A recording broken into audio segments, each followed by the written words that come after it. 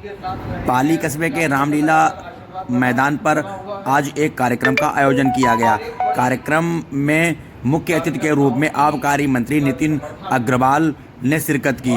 इस दौरान नितिन अग्रवाल ने विपक्ष पर जमकर हमला बोला। कार्यक्रम का आयोजन पूर्व चेयरमैन कमलाकांत वाजपेयी के द्वारा किया गया था। अपने संबोधन में मंत्री ने क्या कुछ कहा, आप उन्हीं की जुबानी सुने। उसे विपक्ष ने कह दिया कि वो भाजपा का कार्यक्रम है। तमाम विपक्ष के लोगों ने उस कार्यक्रम का बॉयकॉट कर दिया। कुंभ का आयोजन हुआ, उसको विपक्ष ने कह दिया ये भाजपा का कार्यक्रम है। ये संकीर्ण मानसिकता का विपक्ष है, छोटी मानसिकता का विपक्ष है। जिस कार्यक्रम से प्रदेश का स्तर ऊंचा होता है, गौरव बढ़ता है, उन कार्यक्रमों का बॉयकॉट कर उन कार्यक्रमों की आलोचना कर विपक्ष क्या कहना चाहता है या क्या दिखाना चाहता है।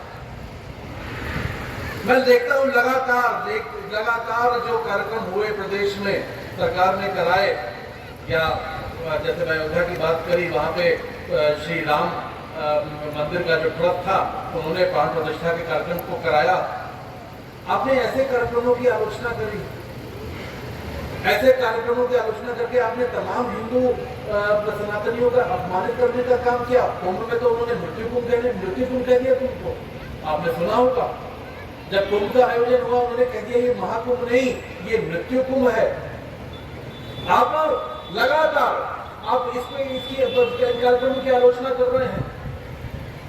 आज बंगाल में देखिए क्या हो रहा है, आपने पढ़ते होंगे पेपर में, मुर्शिदाबाद में किस तरीके से वहां पे माइनॉरिटी ने वहां के जो लोग हैं, अब तो वहां पे हिंदू माइनॉरिटी में हो गए और वहां पे मुस्लिम मेजॉरिटी में हो गए। कैसे वहां पे हिंदुओं को पलायन करने का मजबूर होना पड़ा, कैसे दंगे हुए वहां पे। क्यों नहीं यहाँ के विपक्षी पार्टियां, इंडिया गठबंधन जो अपने आप को कहती है, इंडी गठबंधन, मैं तो इंडी गठबंधन कहता हूँ, क्यों नहीं किसी एक नेता के मुंह से एक सवाल निकला बंगाल की सरकार के खिलाफ।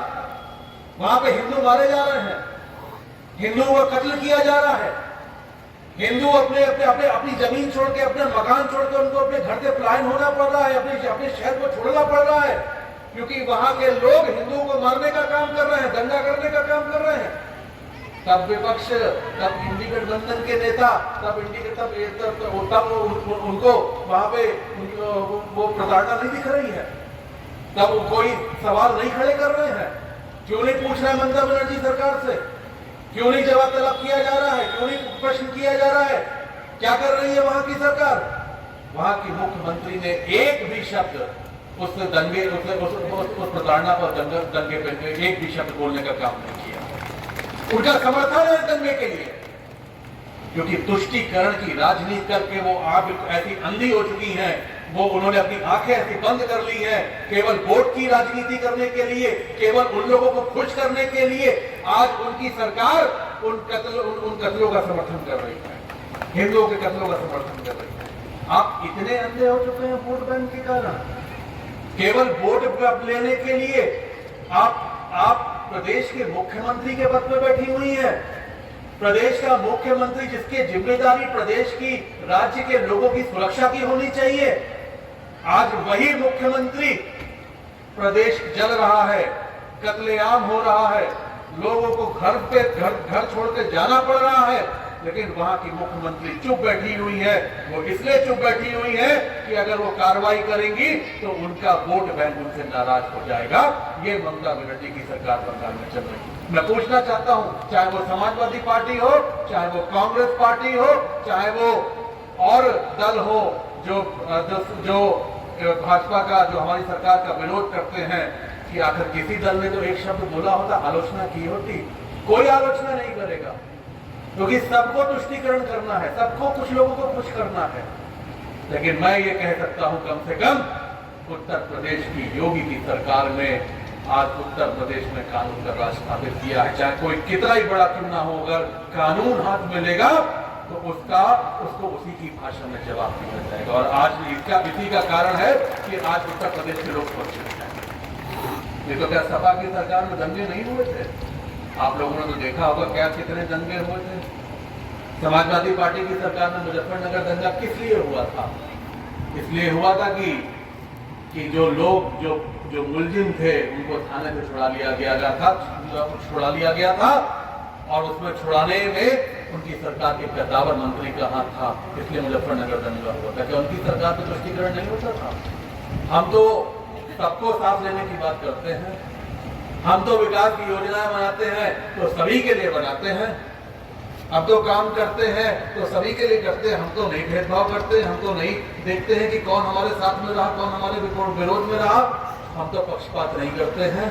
लेकिन हम ये भी करेंगे, हम ये भी करते हैं कि अगर कानून हाथ में लोगे, तुम चाहे कितना ही बड़े आदमी क्यों ना हो। हम अब जैसे अभी मुख्यमंत्री जी कह रहे थे कि कुछ लोग को लात की भाषा ही समझ में आती, बात की भाषा समझ में नहीं आती, डंडे की भाषा ही समझ में आती है। तो जिनको डंडे की भाषा समझ में आती है उनको डंडे की भाषा से समझाएंगे, जिनको और कोई भाषा समझ में आती है उनको और कोई भाषा से समझाएंगे। हमारी प्राथमिकता है कि प्रदेश सुरक्षित रहे, प्रदेश के नागरिक सुरक्षित रहे, हमारी माताएं बहनें सुरक्षित रहे, हमारे प्रदेश का जनमानस सुरक्षित रहे। आज मुझे खुशी है कि आज प्रदेश को गुंडा मुक्त, माफिया मुक्त अगर किसी ने बनाने का काम किया तो योगी जी ने उत्तर प्रदेश में करने का काम किया है। और माफियाओं को मिट्टी में मिलाने का काम हमारी सरकार ने करने का काम किया है। ये है हमारी सरकार। मैं आज यहाँ पे ये जरूर आप लोगों से कहूंगा, सरकार प्रतिबद्ध है प्रदेश की महिला मातृशक्ति को आगे बढ़ाने में, उनको सशक्त करने में। सरकार प्रतिबद्ध है प्रदेश के नौजवानों को रोजगार दिलाने के लिए। सरकार प्रतिबद्ध है प्रदेश के किसानों को के चेहरे पे खुशहाली लाने के लिए। और सरकार प्रतिबद्ध है प्रदेश के गरीबों को विकास की योजनाओं से जोड़ने के लिए। और आप देखते होंगे कि लगातार पिछले 8 वर्षों में प्रदेश और लगातार पिछले 11 वर्षों में केंद्र आदरणीय योगी मोदी जी और योगी जी के नेतृत्व में हम लगातार प्रदेश के और देश के गरीब किसान, नौजवान, महिलाएं और सभी लोगों के उत्थान के लिए योजनाएं बना रहे हैं। और ऐसी योजनाएं बनी, योजनाएं तो आपको सभी को जानकारी होगी, लगभग हर व्यक्ति को ये पता होगा कि ऐसी योजनाएं जिनका वाकई लाभ लोगों को पहुंचा है और लोगों को मिला है, ऐसी योजनाएं प्रदेश सरकार ने बनाई है। मैं आप लोगों से केवल आज इतना कहूंगा, आज होली के मिलन के कार्यक्रम में मैंने हमेशा कहा, मैंने हरदोई में अगर काम किया तो हरदोई में एक बेटे की हैसियत से काम किया, एक मंत्री और विधायक की हैसियत से कभी काम नहीं किया। और हरदोई में जब भी काम करूंगा बेटे की। आपसे वादा करते हैं, जहां जब भी हरदोई की बात आएगी, हरदोई के विकास की बात आएगी, आपका ये साथी, आपका ये बेटा हरदोई के विकास के लिए चाहे कहीं भी जाना पड़े हम जाएंगे और हरदोई में विकास की योजनाओं को लगाएंगे। सभी जनप्रतिनिधि हरदोई की विकास की बात करते हैं, सभी लोग हरदोई के उत्थान की बात करते हैं। और मैंने तो पिताजी के समय तो जब उनके पास ऊर्जा मंत्रालय था उस पर तो ये कहा जाता था कि गर्मी की छुट्टियां बनानी है तो नैनीताल मत जाओ, हरदोई चले जाओ, क्योंकि वहां पे 24 घंटे बिजली आती है। लगभग सभी योजनाएं लगी। मेरे पास जो मंत्रालय रहे मैंने लगभग सारा सब कुछ हरदोई जनपद को दिया। और मैं विश्वास दिलाता हूं कि जनपद के विकास के लिए हमें जो कुछ भी करना पड़ेगा, ये एक हमें संकल्प कह लूं या ये मैं कह लूं कि मेरा ये एक मिशन है कि हरदोई जनपद का नाम उत्तर प्रदेश के उत्कृष्ट जनपदों में एक नाम दर्ज हो। इस मिशन के साथ हम काम कर रहे हैं और एक दिन वो जरूर आएगा जब हरदोई जनपद प्रदेश के सबसे विकसित जनपदों में अपना नाम दर्ज कराएगा। मैं इसी मिशन के साथ काम कर रहा हूं। आप लोगों का सहयोग, आप सभी का समर्थन मुझे चाहिए। मुझे बहुत गर्व होता है कि हरदोई का आशीर्वाद लगातार मेरे ऊपर बना हुआ है और आपका यही आशीर्वाद मेरी शक्ति है, मुझे काम करने की प्रेरणा देता है, मुझे काम करने की शक्ति देता है। और आज मैं उसी शक्ति को लेकर मैं जनपद में प्रदेश सरकार की योजनाओं को लगवा पा रहा हूँ। विश्वास दिलाता हूँ कि जब तक सांस है हरदोई मेरी प्राथमिकता थी है और हमेशा प्राथमिकता रहेगी। आप सभी का बहुत बहुत आभार और इस होली मिलन के कार्यक्रम में आप सभी का बहुत धन्यवाद देता हूँ। जय हिंद, जय भारत, जय श्री राम।